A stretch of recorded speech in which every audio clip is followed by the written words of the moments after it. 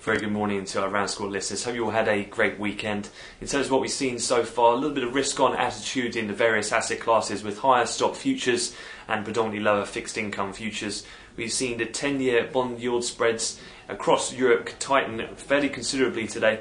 We've seen in particular the Italian Bund 10-year bond yield spread drop below the 400 level. We've not been below there since around late October. It's tighter by over 50 basis points. This comes after their government, newly appointed, led by Mario Monti, has approved further austerity measures to the tune of around 30 billion euros. So the FTSE MIB, the stock index in Italy, is also outperforming the broader market, with financials seen as the strongest performers.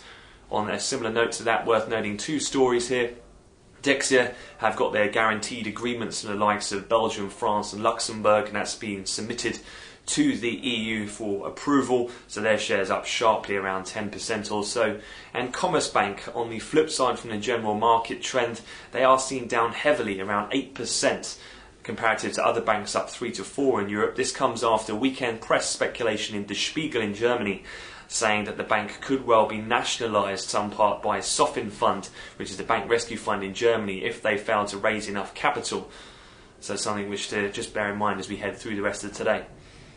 Elsewhere then, in terms of other things to look out for, we've had the various meetings between Merkel and Sarkozy. They're going to be having a working lunch today, with a conference also expected shortly after, so that should come around the entrance of the US participants in around an hour or two from now.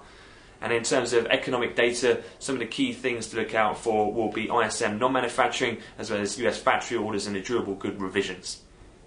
That though concludes the opening wrap here in London, so we'll have another update for you later. For the time being though, have yourself a great trading day.